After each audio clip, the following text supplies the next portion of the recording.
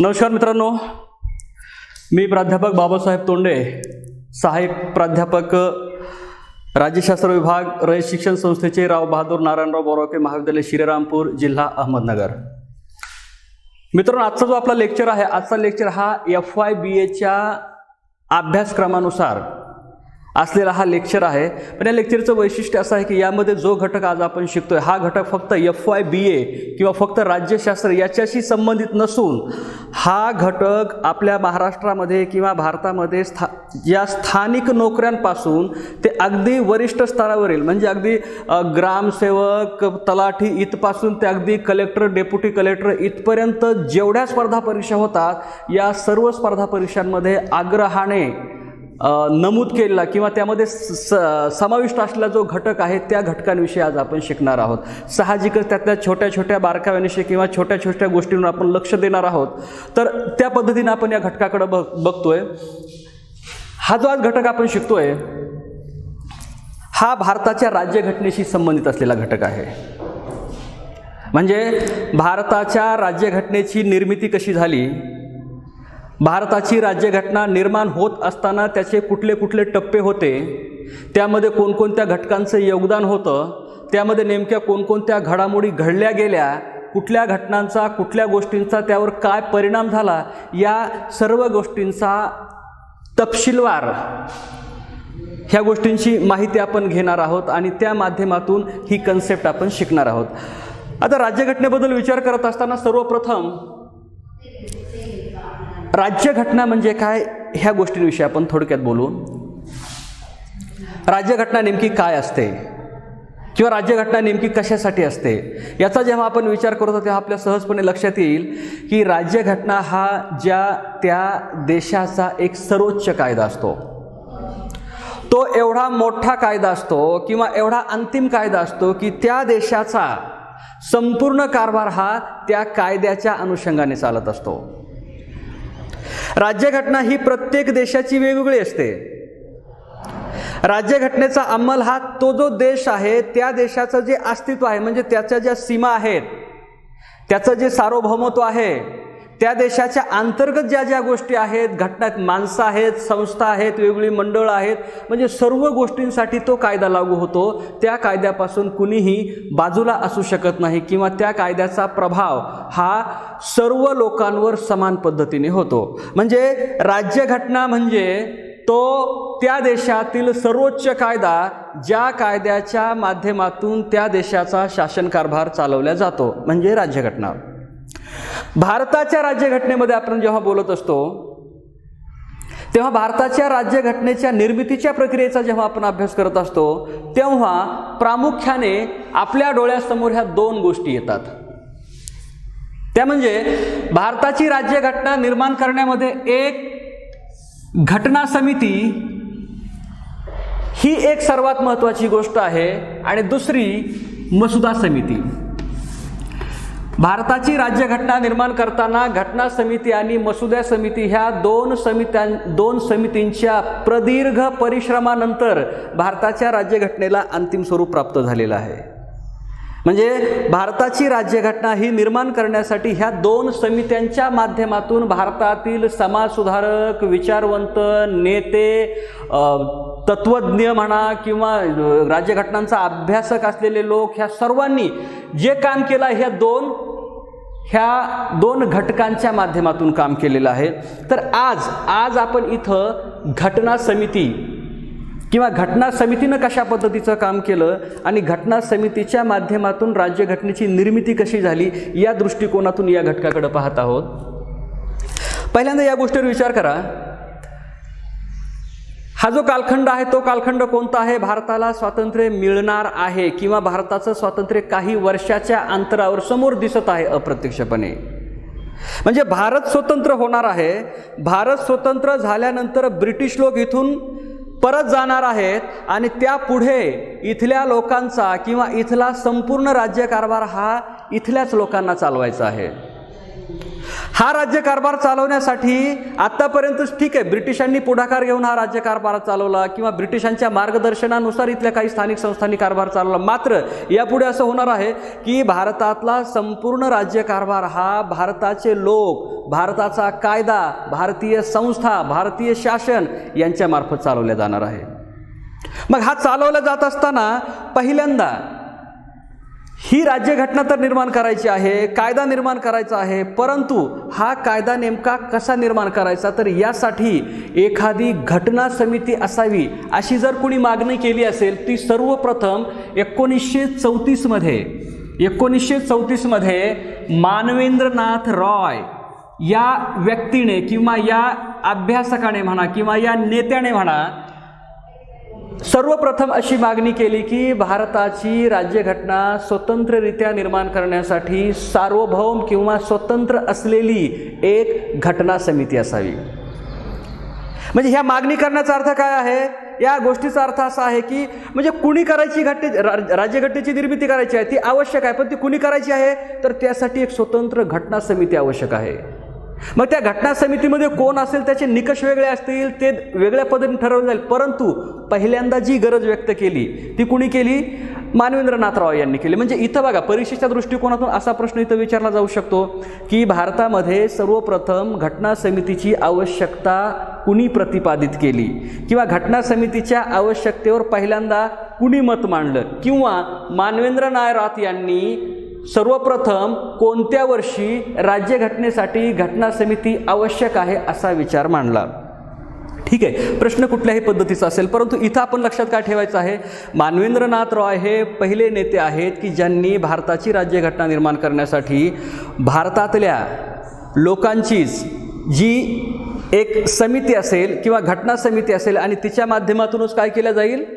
घटना समिती राज्यघटना निर्माण केली जाईल, हा मुद्दा मांडला. मग मानवेंद्रनाथ रॉय यांनी हा मुद्दा मांडल्यानंतर पुन्हा राष्ट्रीय काँग्रेस आहे, काँग्रेसने तोच मुद्दा मांडला की काय, की भारताची राज्यघटना निर्माण करण्यासाठी घटना समिती आवश्यक आहे. आणि तिथून घटना समितीच्या निर्मितीच्या दृष्टिकोनातून तिथून पुढं काही कार्यवाही किंवा वाटचाल होऊ लागली. आता इथं आपण बघतो की मग या घटना समितीची जी निर्मिती झाली, ही निर्मिती कशी झाली?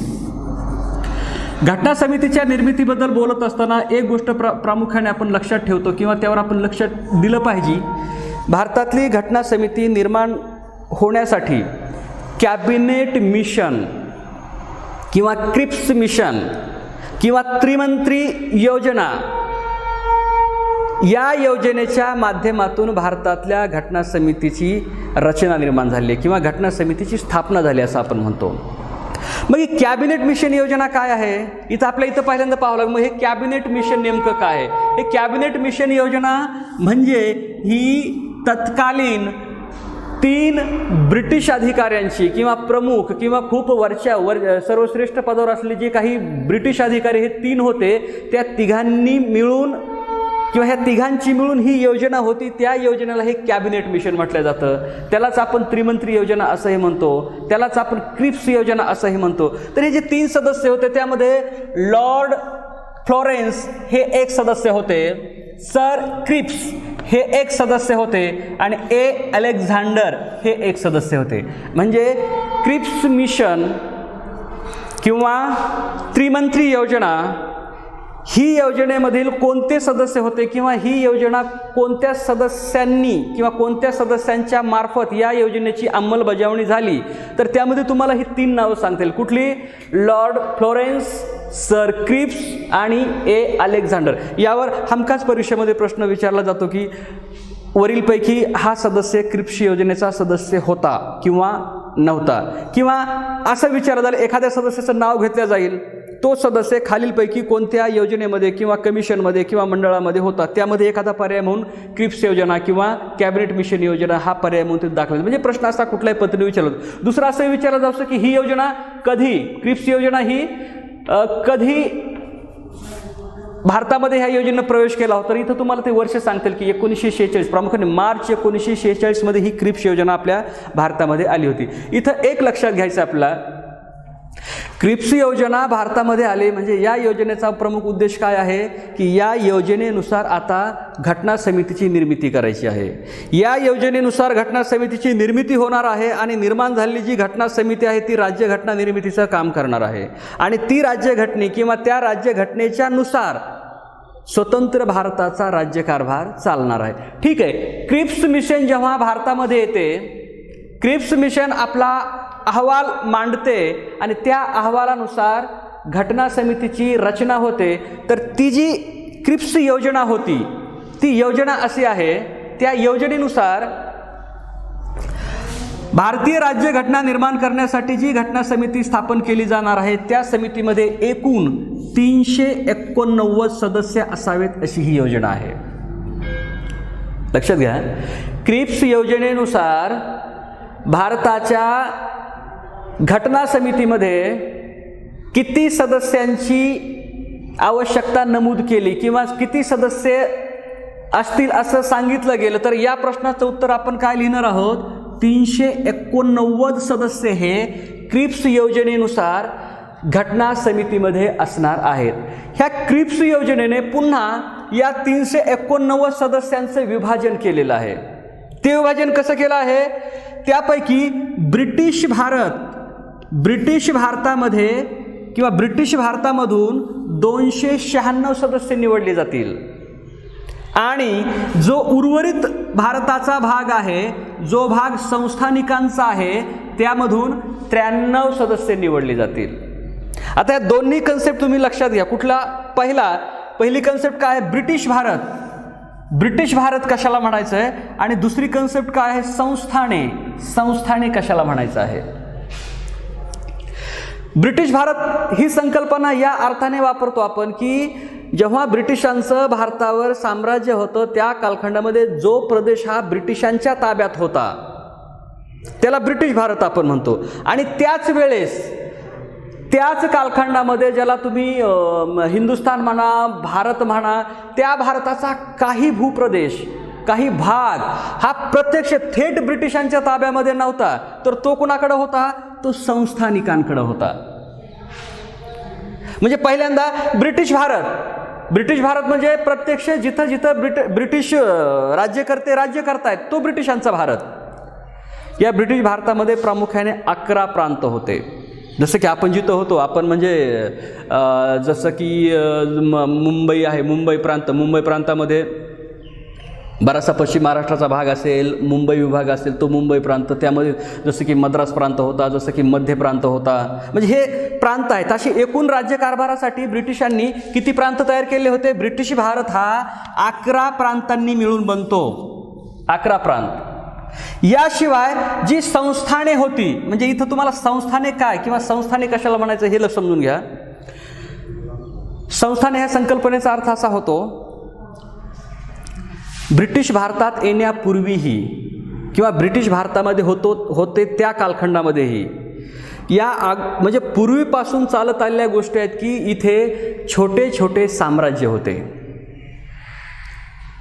इथे छोटे छोटे असे भूप्रदेश होते की त्या भूप्रदेशाचा कोणीतरी एक राजा होता, त्याला राजा म्हटलं जायचं, त्याला संस्थानिक म्हटलं जायचं किंवा त्याला नवाब म्हटलं जायचं. या भारतामध्ये किंवा या भारतभूमीवर 550 पेक्षा जास्त संस्थानं होती असा उल्लेख आपल्या इतिहासामध्ये दिसेल. कधी 550 दिसेल, कधी 555, काही पुस्तकांमध्ये 560. साधा नियम आहे या संकल्पनेचा. साधा नियम असा आहे, 550 आपण गृहीत धरा की 550 संस्थानं भारतामध्ये होते. म्हणजे 550 लोक या देशामध्ये आता ज्याला आपण ज्या भूप्रदेशाला आपला देश म्हणतो त्यामध्ये 550 पेक्षा जास्त लोक राजे किंवा सम्राट म्हणून इथं जीवन जगत होती. त्या 550 लोकांचा स्वतंत्र इतिहास, त्यांच्या स्वतंत्र परंपरा, त्यांची स्वतंत्र एक ज्याला आपण म्हणतो वांशिक, ज्याला असं म्हणता येईल की त्यांचे वंशज म्हणा, त्यांचे पूर्वज म्हणा, ह्या सर्व स्वतंत्रपणे ह्या गोष्टी आपल्याला पाहायला मिळतात. इथं भारत जेव्हा स्वतंत्र झाल्यानंतर ज्याला आपण म्हणतो, प्रामुख्याने भारत स्वतंत्र म्हटलं की त्या स्वातंत्र्याच्या प्रक्रियेमध्ये ज्याला पोलादी पुरुष आपण म्हणतो, ज्यांचं पोलादी पुरुष नाव म्हणून घेतो आपण, सरदार वल्लभभाई पटेल यांना पोलादी पुरुष यासाठी म्हटलं जातं की पटेलांनी ही जी 500-550 पेक्षा जास्त जी ही संस्थानं होती, त्यांचे जे संस्थानिक होते, त्यांचा जो भारत तत्कालीन भारताची फाळणी होते, समजा पाकिस्तान होतोय, भारत होतोय, ब्रिटिशांचं वेगळंच काहीतरी धोरण आहे. ब्रिटिशांचं धोरण काय आहे? ब्रिटिश म्हणतात की संस्थानिकांनी काय करायचं आहे, एकतर भारतामध्ये समाविष्ट व्हायचं आहे किंवा पाकिस्तानमध्ये समाविष्ट व्हायचं आहे किंवा आपलं स्वतंत्र अस्तित्व शाबूत ठेवायचं आहे, कायम ठेवायचं आहे. ही जी ब्रिटिशांची पॉलिसी होती, ही पॉलिसी ही अत्यंत नकारात्मक स्वरूपाची होती भारताच्या एकात्मतेच्या दृष्टिकोनातून. मग या कालखंडामध्ये एक गरज होती की ते जे 550 पेक्षा जास्त संस्थानिक आहेत, त्या सर्व संस्थानिकांना जाणे, समजावून सांगणे, तुमचं ह्या स्वतंत्र भारतामध्ये तुम्ही समाविष्ट झालात तर त्यामध्ये तुमचा कसा फायदा आहे, देशाचा कसा फायदा आहे, ह्या कन्सेप्ट समजावून सांगणे, वेळ प्रसंगी साम दाम दंड भेद नीती असे जेही प्रकार असतील त्या प्रकारांचा अवलंब करणे आणि त्यांचा भारतामध्ये समावेश करणे, ही जी अत्यंत कणखर भूमिका घ्यावी लागत होती किंवा यासाठी जे कणखर धोरणी एक नेतृत्व आवश्यक होतं, तर ते नेतृत्व पार पाडण्याचं महान कार्य हे सरदार वल्लभभाई पटेलांनी केलं. म्हणून त्यांना आपण काय म्हणतो, पोलादी पुरुष म्हणतो. त्यांच्या त्या पोलादी निर्णयामुळं हा दुभंगलेला किंवा दुभंगू शकणारा जो भारत होता, असंख्य त्याची जी शक्ल होणार होती, तो भारत हा कुठंतरी एकसंघ राहण्यामध्ये मदत झाली. संस्थानिक या संज्ञेचा अर्थ असा होतो, हे संस्थानिक म्हणजे स्वतः सम्राट यांचा हा भूप्रदेश आहे, त्याचे ते मालक आहेत, ते राजा आहेत, ते नवाब आहेत, ते इथे संस्थानिक आहे, त्यांच्या अंतर्गत प्रजा तिथं कार्य करत आहे किंवा जीवन जगत आहे. तो तिथल्या जनतेला जबाबदार आहे. म्हणजे या लोकांचं काही म्हणणं असेल तर ते कुणाकडे जातील, त्या संस्थानिकाकडे जातील. संस्थानिक जो सुचवेल त्याच पद्धतीने बाकीच्या लोकांचं वर्तन नियंत्रित होईल. या अर्थाने आपण संस्थान म्हणतो. आणि संस्थानिक म्हणजे त्या संस्थानाचा तो राजा. म्हणजे त्या कालखंडामध्ये ही 93 संस्थानं त्या कालखंडामध्ये किंवा ह्या योजनेने ब्रिटिश भारतामधून 296 सदस्य निवडायला सांगितले आणि त्याच वेळेस संस्थानिकांकडून 93 सदस्य निवडण्याची योजना मांडली.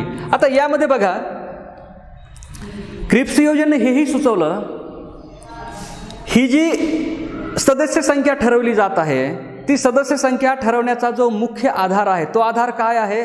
तो आधार आहे लोकसंख्या. म्हणजे लोकसंख्येच्या अनुषंगाने ते सदस्य ठरवले जातील. म्हणजे हे जे 296 आहेत, 93 आहेत, ही जी संख्या कशाच्या आधारे? ही तेथील लोकसंख्येच्या. कधी कधी असं होऊ शकतं का, आता एवढे मोठे संस्थानं होते, संस्थानांची संख्या एवढी मोठी आहे, मग 93 हेच का? काही संस्थानं खूप छोटी होती, काही संस्थानं खूप मोठी होती. हैदराबाद संस्थानसारखं संस्थान एवढं मोठं की भारताला स्वातंत्र्य मिळाल्यानंतरही भारत सरकार विरुद्ध हैदराबादचं संस्थान किंवा हैदराबादचे ते संस्थानिक यांच्यामध्ये युद्ध होतं. म्हणजे एखादं संस्थान किती मोठं असू शकतं याचा आपल्या इथं अंदाज येतो. जी छोटी छोटी संस्थानं होती, त्या छोट्या छोट्या संस्थानांना एकत्रित मिळून त्यांना एखाद दुसरा सदस्य किंवा एक सदस्य असं नियोजन ह्या योजनेने केलं होतं. म्हणजे हे लोकसंख्येच्या प्रमाणामध्ये ह्या सदस्यांची नेमणूक केली होती किंवा ही आखणी केली होती. त्यामध्ये बघा दुसरी गोष्ट, क्रिप्स योजनेने हे सदस्य निवडण्यासाठी जी मतदारसंघांची विभागणी केली होती, हे मतदारसंघ प्रामुख्याने 3 निकषावर आधारलेले होते किंवा 3 निकषाच्या आधारे ते मतदारसंघ निर्माण केले होते. हे 3 निकष काय आहेत? त्यामध्ये बहुसंख्य मुस्लिम यांचे स्वतंत्र मतदारसंघ, बहुसंख्य शीख यांचे स्वतंत्र मतदारसंघ आणि मुस्लिम व शीख सोडून बाकी राहिले जे सर्व आहेत त्यांच्यासाठी हा सर्वसाधारण मतदारसंघ. आपण इथं लक्षात का ठेवायचं आहे? क्रिप्स योजनेनुसार घटना समितीच्या सदस्यांची निवड करण्यासाठी ज्या मतदारसंघांची आखणी केली होती, ते मतदारसंघ सर्वसाधारण आणि राखीव या दोन्ही स्वरूपाचे होते. तर राखीव कुणासाठी होते? ते शीख समुदायांसाठी राखीव होते, ते मुस्लिम समुदायांसाठी राखीव होते. आणि सर्वसाधारण होते म्हणजे कुणासाठी? शीख आणि मुस्लिम ह्या 2 कम्युनिटी सोडून बाकी जे सर्वजण आहेत किंवा सर्व गट आहेत, त्या सर्व गटांसाठी हे सर्वसाधारण गट म्हणून ठेवले. ते एका प्रकारे आरक्षण म्हणा किंवा ते राखीव ठेवलेले होते. आता इथं पहा, घटना समितीसाठी जी निवडणूक अवलंबिली गेली किंवा ज्या निवडणुकीचा आराखडा मांडला गेला, त्या निवडणुकीला किंवा त्या जी निवडणुकीची पद्धत होती ती प्रमाणशीर प्रतिनिधित्व ही पद्धत होती. यालाच एकल संक्रमणीय मतदान पद्धत असंही म्हटलं जातं, यालाच यादी पद्धत असंही म्हटलं जातं. हे बघा, निवडणुकीच्या ह्या पद्धती आहेत. जसं की आज समजा आपण निवडणुका जाहीर झाल्या, विधानसभेच्या निवडणुका जाहीर झाल्या किंवा स्थानिक स्वराज्य संस्थांच्या निवडणुका जाहीर झाल्या. ह्या निवडणुका जाहीर झाल्यानंतर आपण म्हणा किंवा आपल्या घरातले लोक किंवा आपल्या गावातले लोक, परिसरातले लोक मतदानाला जातात. तिथं उपलब्ध त्यांच्यापुढं पर्याय असतात. त्यानुसार त्यांची जी इच्छा आहे त्याला ते मतदान करतात, बाहेर येतात. ही जी मतदानाची पद्धत आहे, याचं जे स्वतंत्र नाव, याचं काय, प्रौढ व गुप्त मतदान पद्धती. प्रौढ आणि गुप्त मतदान पद्धती याचा अर्थ असा आहे की वयाची 18 वर्ष पूर्ण झालेले आपल्या देशातील सर्व स्त्री पुरुष, त्यांना कुठल्याही त्यांच्यामध्ये भेदाभेद न करता सर्वांना खुला मतदानाचा अधिकार देणे. म्हणजे धर्म, जात, लिंग, वंश यावर कुठलाही भेद होणार नाही. तर फक्त निकष काय आहे, वयाची 18 वर्ष पूर्ण झालेली आहे, तो भारताचा नागरिक आहे, त्याला मतदानाचा हक्क असेल. ठीक आहे. आता ही जी पद्धत, ह्याला आपण काय म्हणतो, प्रौढ मतदान किंवा प्रौढ व गुप्त मतदान पद्धती. आता आपल्या इथं पाहायचं की प्रमाणशीर, आता संदर्भ आला म्हणून आपण की प्रमाणशीर प्रतिनिधित्व किंवा यादी पद्धत काय असते. ही बघा, अलीकडच्या कालखंडामध्ये राष्ट्रपतींसाठी हा वापरलेला प्रकार आहे. विधान परिषदेच्या, राज्यसभेच्या ज्या निवडणुका होतात त्या याच पद्धतीने होतात. महाविद्यालयांमध्ये काही निवडणुका होत होत्या. आतापर्यंत मध्यंतरीच्या कालखंडामध्ये ज्या निवडणुका सुरू होत्या त्यासुद्धा ह्या एकल संक्रमणीय पद्धतीने होत्या. तर या पद्धतीचं वैशिष्ट्य असं असतं, समजा अगदी एका मिनिटामध्ये सांगता येईल. यादी पद्धत याचा अर्थ असा होतो की समजा 5 लोक उमेदवार आहेत आणि मी मतदार आहे. आताची जी प्रचलित मतदान पद्धती त्यामध्ये काय, त्या 5 पैकी कुठल्या तरी एका व्यक्तीला मी मतदान करणार आणि परत येणार. परंतु या पद्धतीमध्ये भेद असा आहे, जर 5 उमेदवार असतील तर मला 5 वेळेस मतदान करायला संधी आहे. 5 मतदान द्यायला, एकाच पत्रिकेवर मी 5 मतदान देणार. परंतु हे मतदान कसे देणार, मी माझा पसंतीक्रम ठरवणार.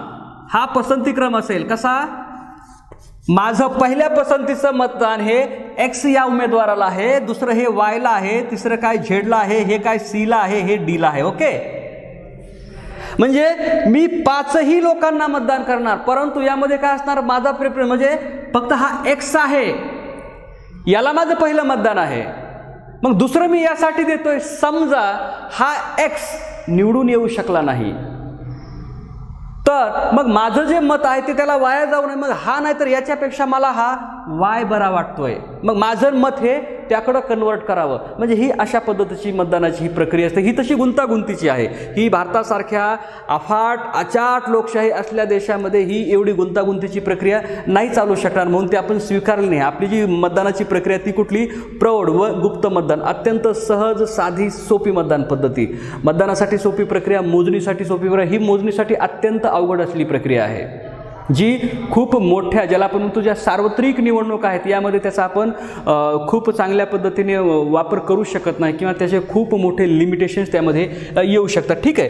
तर ही क्रिप्स मिशन योजनेने घटना समितीची निर्मिती करण्यासाठी जे सदस्य निवडायचे होते त्या सदस्यांची निवड करण्यासाठी ही पद्धत सुचवली होती. कुठली, प्रमाणशीर प्रतिनिधित्व.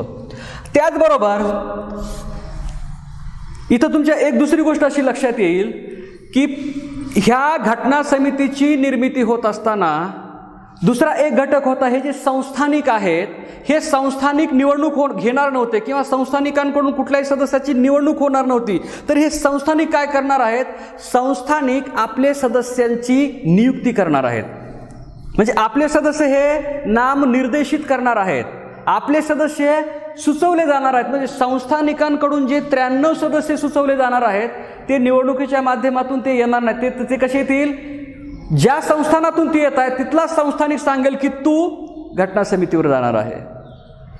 किंवा जी 4-5 संस्थानं असतील ते संस्थान ठरवणार आहेत की आपल्यापैकी आपल्याला जर एक सदस्य असेल तर यापैकी हा सदस्य तिकडे. त्यांची निवडणूक होणार आहे का, होणार नाही. निवडणूक कुणाची होणार आहे, ब्रिटिश भारतामध्ये जे 11 प्रांत आहेत त्या 11 प्रांतातील जे 296 सदस्य निवडायचे आहेत त्यांची निवडणूक होणार आहे. आणि ही निवडणूक किंवा याचे जे मतदार असणार आहेत ते मतदार कोण असणार आहेत, प्रांतीय विधिमंडळ.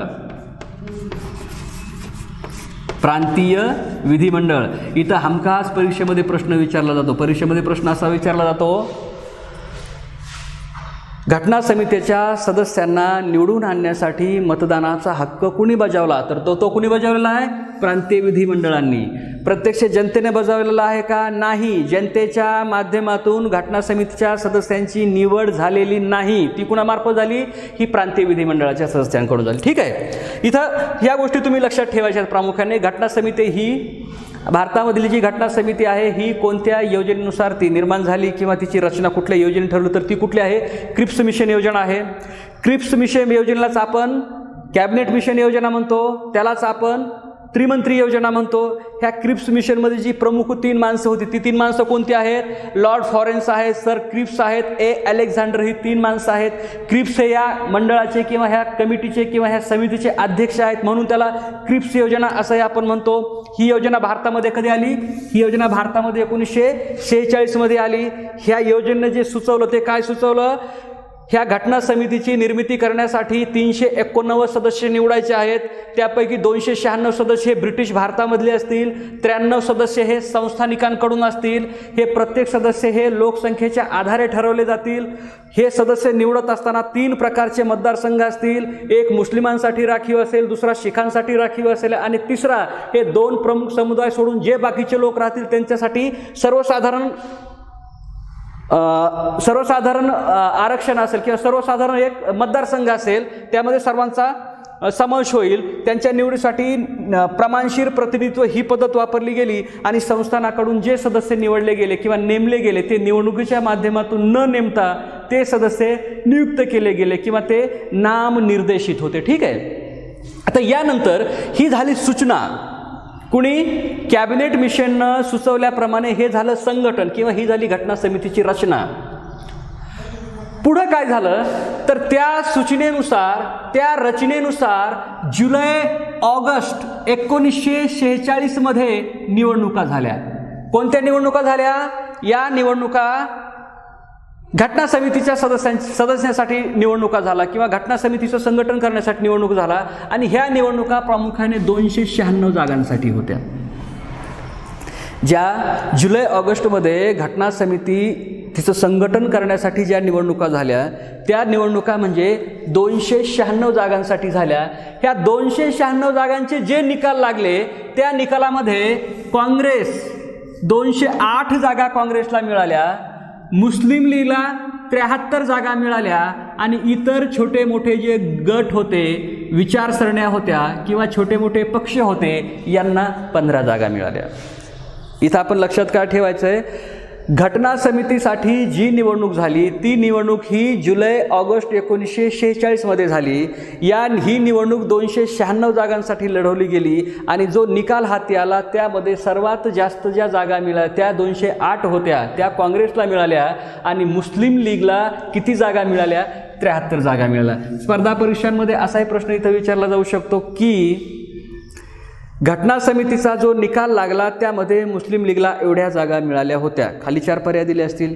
किंवा घटना समितीसाठी ज्या 1946 मध्ये निवडणुका झाल्या त्यामध्ये काँग्रेस एवढ्या जागा मिळवल्या काँग्रेसने, खाली पर्याय दिले जातील. किंवा त्या किती जागांसाठी निवडणुका झाल्या, खाली पर्याय दिले जातील. म्हणजे निवडणुका कधी झाल्या, किती सदस्यांसाठी झाल्या, काँग्रेसला किती जागा मिळाल्या, मुस्लिम लीगला किती जागा मिळाल्या आणि इतर किती जागा होत्या, हे आपण असं डोक्यामध्ये आपल्या ठेवलं तर त्याबद्दलचं आपण खूप चांगल्या पद्धतीने तशी प्रश्न आपण सोडवू शकतो. आता ह्या ज्या निवडणुका झाल्यानंतर जी लोक निवडून आले तर ह्या लोकांचं वैशिष्ट्य असं होतं की ते निवडून आलेले लोक हे सर्व धर्म, संप्रदाय, जाती, प्रदेश ह्या सर्व गोष्टींचा योगायोगाने त्यामध्ये खूप चांगला समन्वय साधला होता किंवा समतोल साधला होता. हे समतोल साधण्याचं कारण असं होतं की त्या ब्रिटिश भारतामधून म्हणा किंवा त्या संस्थानांकडून जी माणसं नेमली गेली होती त्यामध्ये म्हणा, ही एक समतोल म्हणजे धार्मिक कुठं संघर्ष निर्माण होऊ नये, त्याचबरोबर सामाजिक नेतेही त्यामध्ये असले पाहिजेत, त्याचबरोबर ज्यांना त्या कायद्या निर्मितीची प्रक्रिया माहीत आहे, कायद्याची जाण आहे तेही असले पाहिजे. त्याचबरोबर काय जे लीडर आहेत ज्यांना ठीक आहे ते धोरण कळतंय किंवा एक त्यांची तळमळ आहे किंवा ते खूप पॉलिसी चांगली बनवू शकतात, अशा लोकांचा समावेश होता. फक्त बॅरिस्टर जिना आणि महात्मा गांधी हे लोक हे दोन प्रमुख माणसं जर सोडली तर त्या काळामध्ये जेवढे प्रकाश झोतात असलेले किंवा जे लीडर म्हणून जे सर्व परिचित माणसं त्यातली बहुसंख्य माणसं हे कुठं होती, हे या घटना समितीमध्ये होती. जिना त्यामध्ये नव्हते. महात्मा गांधी घटना समितीचे सदस्य नव्हते. ते शेवटपर्यंत मार्गदर्शक म्हणून त्यांनी काम केलं. आता ठीक आहे, यामध्ये आपण आता पाहतोय की ह्या घटना समितीचं प्रत्यक्ष कामकाज कसं झालं. ठीक आहे, घटना समिती स्थापन झाली, निर्माण झाली, कामकाज सुरू झालं. या कामकाजामध्ये पाहिला, या घटना समितीचं कामकाज हे 9 डिसेंबर 1946 पासून सुरू झालं. म्हणजे पहिली जी बैठक होती ही बैठक ही 9 डिसेंबर 1946ला झाली. इथं घटना समितीच्या पहिली बैठक कुठल्या दिवशी झाली, कोणत्या तारखेला झाली हे आपल्याला लक्षात ठेवावं लागतं. याच वेळी जी प्रमुख घटना घडली ती घटना काय घडली, मुस्लिम लीग यातून बाहेर पडली. राज्य घटना निर्मितीच्या प्रक्रियेतून मुस्लिम लीग बाहेर पडली. मुस्लिम लीग बाहेर करण्याची प्रक्रिया किंवा बाहेर का पडली तर साधा त्याचा अर्थ असा आहे की मुस्लिम लीग ही त्या कालखंडामध्ये स्वतंत्र पाकिस्तान व्हावा यासाठी प्रयत्न करत होती, किंवा इथं जर मुस्लिम लीग सामील होते तर स्वतंत्र पाकिस्तानचं जे स्वप्न आहे प्रामुख्याने मुस्लिमांचं किंवा मुस्लिम कम्युनिटीचं, तर ते स्वप्न इथं भंग होऊ शकतं. म्हणून मुस्लिम लीग ह्या राज्य घटना निर्मितीच्या प्रक्रियेतून बाहेर पडते. आणि ही जी पहिली बैठक आहे 9 डिसेंबर 1946ची, या बैठकीला हंगामी अध्यक्ष म्हणून डॉक्टर सच्चिदानंद सिन्हा यांची निवड झाली. हंगामी अध्यक्ष, हमखास प्रश्न विचारला होता की पहिल्या घटना समितीच्या बैठकीचे अध्यक्ष कोण होते. सच्चिदानंद सिन्हा. ते हंगामी अध्यक्ष होते, ते तात्पुरत्या स्वरूपाचे अध्यक्ष होते. ठीक आहे, आणि यांची जी निवड झाली होती याचा निकष असा होता की त्या सभागृहातले सर्वात वयाने ज्येष्ठ किंवा सर्वात जास्त वय असलेली व्यक्ती म्हणून सच्चिदानंद सिन्हांना घटना समितीचे हंगामी किंवा तत्कालिक अध्यक्ष बनवले होते. त्यानंतर बघा, घटना समितीची ही दुसरी बैठक झाली. ही दुसरी बैठक 11 डिसेंबर 1946ला होते. आणि या बैठकीमध्ये काय ठरलं जातं की या बैठकीमध्ये घटना समितीच्या अध्यक्षांची आणि उपाध्यक्षांची निवड होते. ही निवड होत असताना घटना समितीचे अध्यक्ष म्हणून डॉक्टर राजेंद्र प्रसाद यांची निवड होते आणि घटना समितीचे उपाध्यक्ष म्हणून HC मुखर्जी यांची निवड होते. आपण आपल्या सोयीसाठी किंवा अभ्यासासाठी लक्षात काय ठेवणार, घटना समितीची पहिली बैठक 9 डिसेंबर 1946. ह्या घटना समितीचे अध्यक्ष ह्या बैठकीचे अध्यक्ष डॉक्टर सच्चिदानंद सिन्हा. दुसरी बैठक 11 डिसेंबर 1946. यामध्ये काय झालं, यामध्ये डॉक्टर राजेंद्र प्रसाद यांची कायमस्वरूपी अध्यक्ष म्हणून निवड झाली. त्याचबरोबर HC मुखर्जी यांची उपाध्यक्ष म्हणून निवड झाली. ह्या घटना आपण लक्षात ठेवू शकतो. आता इथं 13 डिसेंबरला पुन्हा एक महत्त्वपूर्ण घटना घडते की या दिवशी घटना समितीच्या उद्दिष्टांचा ठराव मांडला जातो. घटना समितीच्या उद्दिष्टांचा ठराव, याचा अर्थ की ही जी घटना समिती आहे, ही घटना समिती आपल्या डोळ्यासमोर नेमकी कुठल्या गोष्टी समोर ठेवून काम करणार आहे. म्हणजे एकंदरीत ही आपली राज्यघटना कशी असणार आहे, त्यामध्ये एकात्मता कशी असणार आहे, सर्व धर्म समभाव कसा असणार आहे, वेगवेगळे राज्य असतील, केंद्र असतील, यांचा संबंध कसा असणार आहे, व्यक्तीची प्रतिष्ठा कशी असणार आहे, राज्यघटनेचा दर्जा काय असणार आहे. म्हणजे अत्यंत तपशीलवार ह्या सर्व गोष्टी यांचा समावेश कुठं केला होता, ह्या घटना समितीच्या उद्दिष्टांचा ठराव. आता हा जो 13 डिसेंबरला घटना समितीच्या उद्दिष्टांचा ठराव मांडला, हा ठराव कोणी मांडला तर हा ठराव पंडित जवाहरलाल नेहरू यांनी मांडला. हमखास प्रश्न विचारला जातो, कोणता, घटना समितीच्या उद्दिष्टांचा ठराव कधी मांडला तर तो 13 डिसेंबर 1946ला मांडला. हा ठराव कुणी मांडला तर हा ठराव पंडित जवाहरलाल नेहरू यांनी मांडला. आणि या ठरावाला जी मंजुरी मिळाली ती मंजुरी कधी मिळाली, 21 जानेवारी 1946ला. ही तिसरी घटनाक्रम आपण सांगतो. आणि आता इथं पाहायचं आहे की ठीक आहे, ही जी राज्यघटनेच्या निर्मितीची प्रक्रिया आहे, ही प्रक्रिया काय एका दिवसामध्ये म्हणजे असं लोक जमले, लोक एकत्र आले, लोक बोलले, लोकांनी ठरवलं आणि राज्यघटना निर्माण केली. एवढी सहजपणे प्रक्रिया का नाही आहे. प्रदीर्घ काळ चाललेली प्रक्रिया आहे. खूप मोठ्या बैठका, खूप मोठ्या चर्चा, खूप मोठी मतांतरं, विचारांचं खंडन, विचारांचं समर्थन, अल्पसंख्याक बहुसंख्याक सर्वांचे हितसंबंध, वेगवेगळे गट, वेगवेगळ्या जाती, वेगवेगळी संस्कृती, ह्या सर्व गोष्टींचा एक एकोपा निर्माण करणे, त्या सर्वांमध्ये समन्वय निर्माण करणे, कुठल्याही गटाला किंवा कुठल्याही समुदायाच्या भावना दुखावल्या जाऊ नयेत, अशा अत्यंत बारकाईने खूप छोट्या छोट्या गोष्टीवर खूप मोठा विचार होऊन ही राज्यघटना अस्तित्वात आली आहे. ती सहजपणे आली आहे का? नाही आली. तर ही जी राज्यघटना होती, हिचं जे कामकाज आहे 2 वर्ष 11 महिने 18 दिवस चाललं. हमखास परीक्षेला प्रश्न विचारला तो, राज्यघटनेचं कामकाज किती काळ चाललं? तर याचं उत्तर आपण काय सांगतो? 2 वर्ष 11 महिने 18 दिवस एवढं कामकाज झालं. राज्यघटना निर्मितीची जी एकूण सत्रे झाली, ही सत्रे 11 एवढी सत्रे झाली. आणि ही राज्यघटना निर्माण केली जात असताना एकूण 60 राज्यघटनांना एकत्रित घेऊन त्याचा तुलनात्मक अभ्यास करण्यात आला. म्हणजे बघा, आता ह्या 60 राज्यघटनांचा जो तुलनात्मक अभ्यास आहे, त्याचा अर्थ असा होतो की वेगवेगळ्या देशांमध्ये त्या काळामध्ये ज्या प्रचलित राज्यघटना होत्या त्या एकत्रित केल्या गेल्या. त्या राज्यघटनातील जी तत्त्वे आहेत त्यावर अभ्यास केला गेला. ह्या तत्वांवर अभ्यास करत असताना असं ठरवलं गेलं की हे भारताच्या दृष्टिकोनातून कोणती चांगली आहेत, भारतीय समाजव्यवस्थेला सूट होणारी कोणत्या आहेत, त्याचा विचार केला गेला. आणि भारतीय समाजव्यवस्थेनुसार काही महत्त्वाच्या गोष्टी त्यातून स्वीकारण्यात आल्या आणि आपली राज्यघटना निर्माण झाली. दुसरी गोष्ट अशी आहे, ही जी घटना समिती होती, या घटना समितीने राज्यघटना निर्मितीचं काम तर केलंच, पण याशिवाय आपला जो ध्वज आहे त्या ध्वजाला मंजुरी दिली. आपलं जे राष्ट्रगीत आहे, राष्ट्रगीताला मंजुरी दिली. आपलं जे राष्ट्रगान आहे त्याला मंजुरी दिली किंवा त्याला मान्यता दिली. आणि त्याचा आपण स्वतंत्र भारतानंतर प्रदीर्घ काळ, आजही आणि भविष्यामध्ये जोपर्यंत भारताचं अस्तित्व आहे तोपर्यंत ह्या गोष्टी टिकून राहणार आहेत. आणि ह्या गोष्टीला ह्याच म्हणून जी मान्यता दिली ती कोणी दिली आहे? या घटना समितीने दिली. आता अगदी शेवटच्या टप्प्यामध्ये आपण पाहतोय की ह्या घटना समितीचं जे कामकाज होतं, ह्या कामकाजाची काही वैशिष्ट्ये आहेत. म्हणजे एकंदरीत जे कामकाज झालं त्या कामकाजातून काही गोष्टी निदर्शनास आल्या. त्या गोष्टी अशा होत्या, हे कामकाज लोकशाही पद्धतीने झालेलं आहे.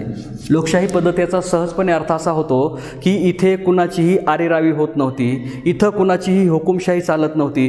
ज्या घटना समितीतील सदस्यांना ज्यांना जे म्हणायचं आहे, ज्यांना जी मतं मांडायची आहे, ज्यांना जे विचार मांडायचे ते आवर्जून मांडल्या जायचे. त्यांना विचार मांडल्यानंतर त्याला जर कुणाचा विरोध असेल तर तो विरोध केला जायचा.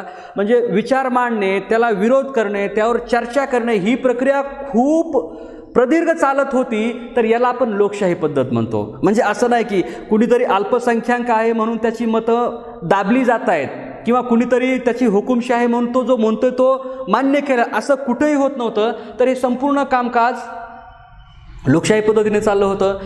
ह्या घटना समितीमध्ये सर्व गटांचा समावेश होता. म्हणजे काय, आपल्या देशामध्ये जेवढे धर्म आहे, जाती आहेत, जेवढे अल्पसंख्याक म्हणा, बहुसंख्याक म्हणा, वेगवेगळ्या संस्कृती म्हणा, वेगवेगळे समुदाय, वेगवेगळे गट, अशा सर्व घटकांना यामध्ये स्थान मिळालं होतं. अशी ज्याला आपण म्हणतो की सर्व, कुणीही त्यापासून असं नव्हतं की एखाद्या गटाला असं वाटत नव्हतं की ह्या घटना समितीमध्ये आमचं कुणीच नाही आहे. आमचं नाही म्हणजे काय, आमची जी मते आहेत, आमच्या जे भावना आहेत, आमचे जे प्रश्न आहेत ते मांडणारं कुणीतरी हवं आहे.